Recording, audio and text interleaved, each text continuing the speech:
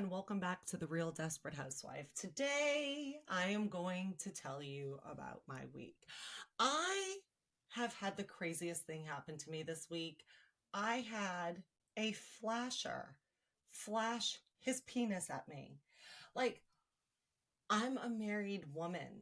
I've spent all of these years in marriage having a penis flashed at me.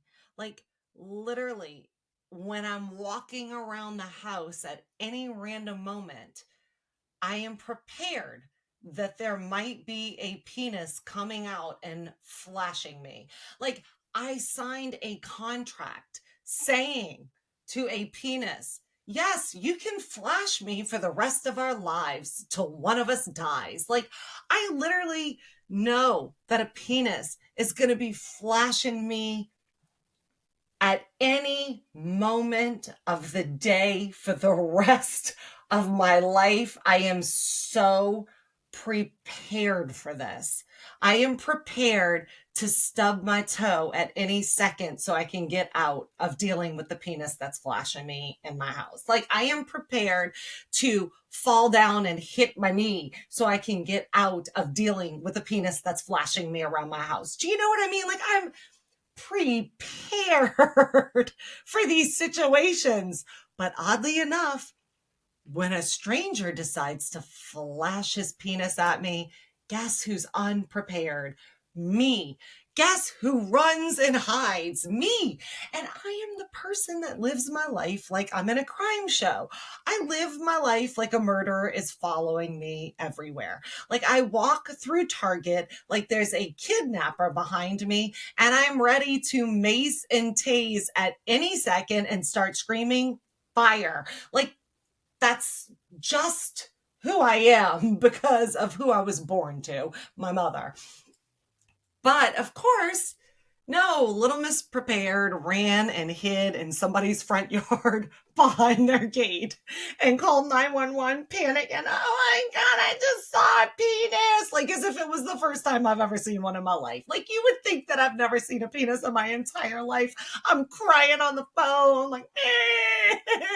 And the truth is, like, I'm being honest, like, it is a really dangerous situation to be in. It scared the living shit out of me. You would think that I would be like, oh, just another penis. Oh, a penis out again because I've been dealing with that my whole life. No, no, no, no. I was not prepared. I was terrified. Terrified. I don't know if I was terrified. Obviously, I thought something might happen or escalate or he might chase me with the penis. But also, like, it makes me think, like, I'm not one to be dating because I don't want to see another penis ever again. Like, I'm good with the one I have. Thank you. Like, I don't think I'm the divorce type of girl. Like, I'm thinking I might just hang on to my marriage. I don't react well to other penises waving my way. But the truth is, I was really terrified. And I thought to myself, like, Betsy, here you are. Like, you could have chased after this person and tased him, and maybe it would have stopped him from ever doing it to someone else. Because you have to realize there are people that are younger than me, or people that, like, I was scared. And, like, what if that was a 17-year-old that looked 21? I mean, that's gonna freak her out. Like, that's gonna freak her out. So here I am on the phone with the police, and they're like, do you want to press charges? And I'm like, great. He is going to figure out where I live. If I press charges, he's going to know it's me. I mean, I'm going to have to go to court. They're like, you're going to have to point him out face to face and say that he did it to you in court because we did not see it. So we cannot do it for you or witness you. And the cop was like, I mean, I'm like, he's going to know it's me. He's like, he won't know it's you. You think he's gonna not remember? I mean, yeah, he's gonna see me. And I was like, he's gonna figure out where I live. And, like, now I'm gonna have to deal with this guy jumping out at me in the front yard and whacking me with his penis next. Like, what the fuck is he gonna do next? I have no idea. But, like, of course, I don't want to do it. And I'm so paranoid because, like, he saw my car. He could figure out by driving around that I live in the neighborhood. It's obvious, like he can find where I live. He can creep and watch. He's obviously a creeper, so he would do it.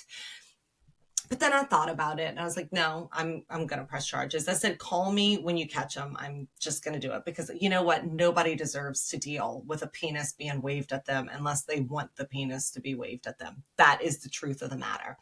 But the whole time I'm sitting here thinking, like, here I am having to deal with all of this. Like, possibly someone finding out where I live, stalking me, waving his penis, whacking me with his penis, doing God only knows what else with his penis, all for an Instagram video so that you can look at my Instagram and laugh at me. Like, I did this all for chuckles. Like, I just needed someone to laugh at me so bad that I put myself in a situation where I was not paying attention to my surroundings and I got flashed for y'all. So thank you. And by the way, I did finish shooting the video.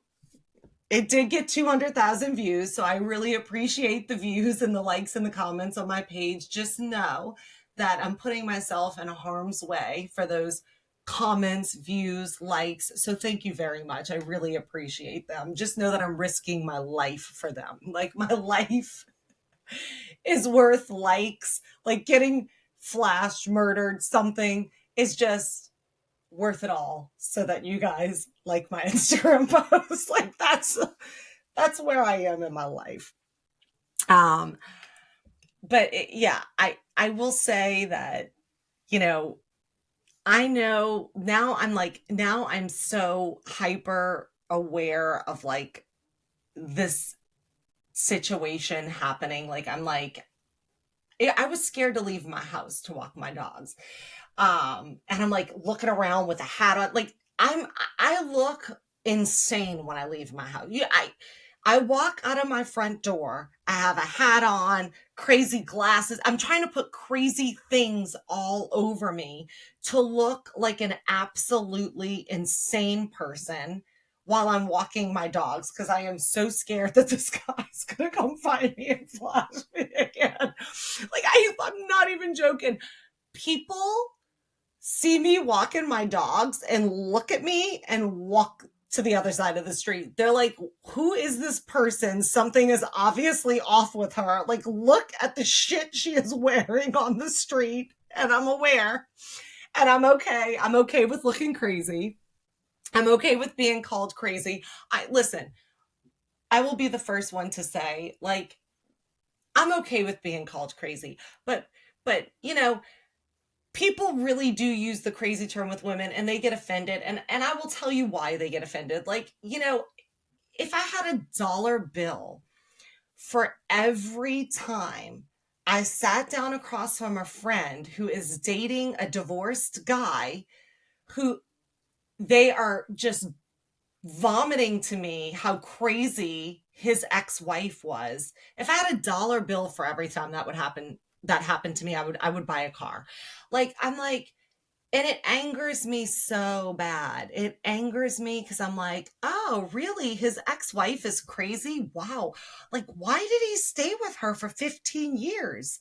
Like, if she was so crazy, why didn't he just divorce her? Like, I mean, because, like, that's what I would do.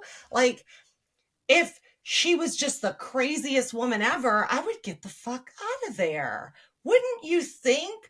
Like, it drives me bananas. Like, I just want to, like, literally go off. And I tell my friend, I'm like, my friends every time they complain about the ex-wife to me being crazy, this, that, I'm like, really? I'm like, you should invite her to coffee. You should get to know her. Like, you should hear her side of the story. I would love to hear what she has to say. Because women get this rap of like, every time there's a divorce, and I'm the first one to be like, look, I'll own crazy. If I had an idea that my husband was cheating on me, or if I saw something or thought something, Yeah, I would probably tell my husband going out on a girls' night, get a set of binoculars and look at him through the window and see who he's texting. Like, I might do that because, like, I'm going to make sure that I'm in the know of what's going on in this house. Crazy if you want. Call me crazy all day.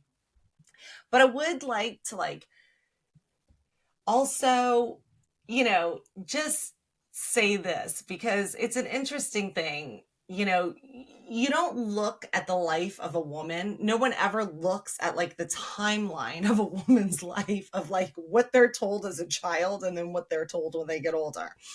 Like, just think about this for a second. Women, when they are children, are told by their mom and dad if a anything with a penis except for probably a dog, but like if a human with a penis comes up to you and offers you candy, run. If a human with a penis comes up to you and starts talking to you and is like, oh, let's play a game of Uno, run. If a human with a penis tries to get you in the car, scream fire, make noise, run, scream help, do whatever you have to do, run from that penis. Get out of there. Save yourself, or you're going to be kidnapped. You're going to be killed. We're never going to find you again. We're never going to see you again. This is what we're told as children. And then when we grow up, we're told if anything with a penis tries to talk to you, grab the penis, put it inside of you, and have a grandkid. Grab the penis, trap it. We want grandkids. Do it over and over and over again. Give us a lot of grandkids. We want grandkids. We want grandkids. Chase the penis. Chase the penis. Stay with the penis. Work it out with the penis. Go to therapy with the penis. Have another baby with the penis. We really, really want grandkids.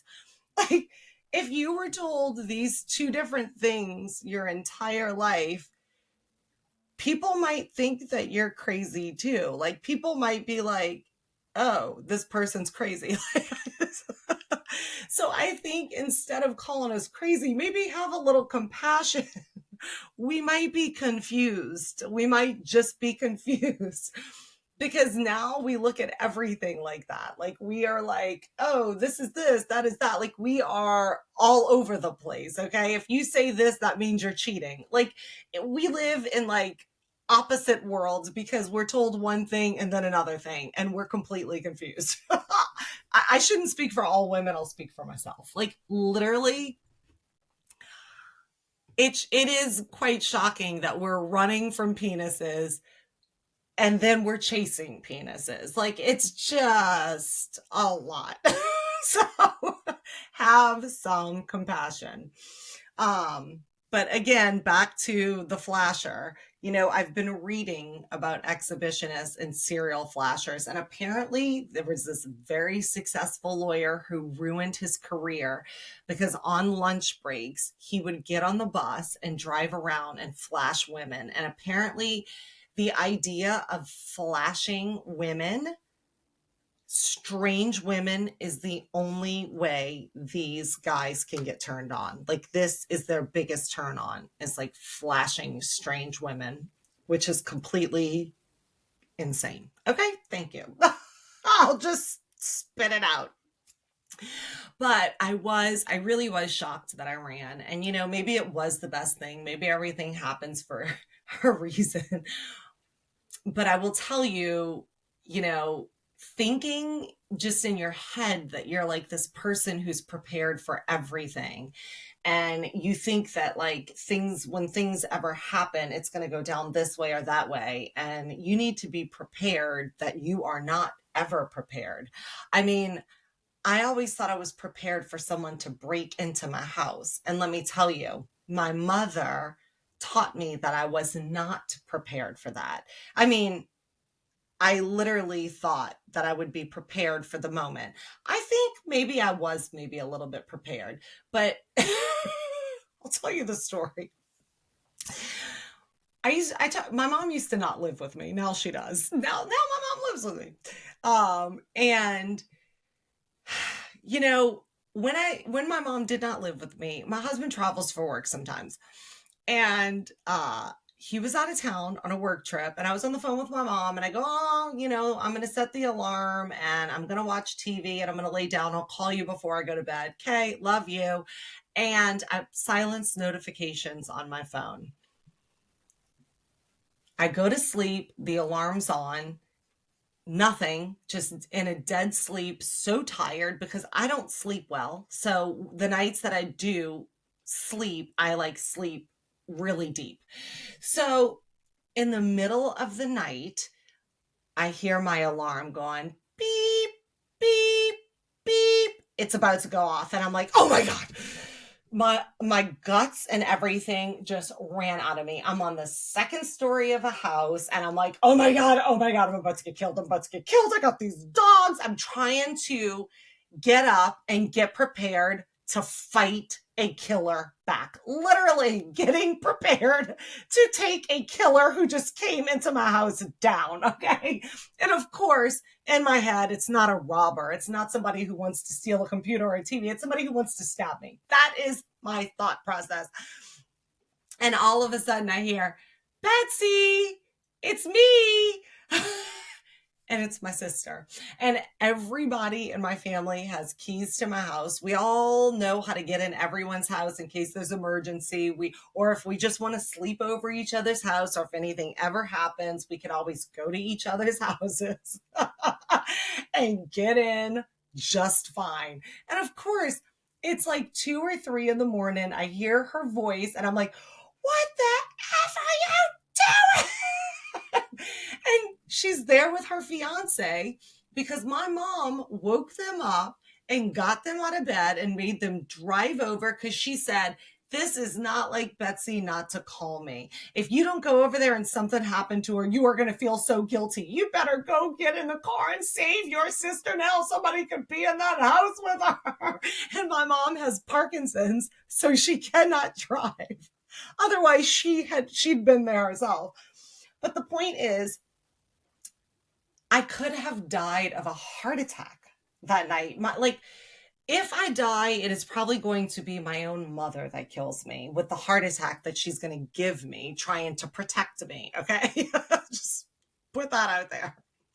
The woman has had me driving, looking through a rear view mirror my entire life, thinking that someone's following me and ready to kill me. I'm shocked I'm not dead from that. It's a good thing the Tesla drives you. I think I need to set up that more because I'm always like, is somebody following me?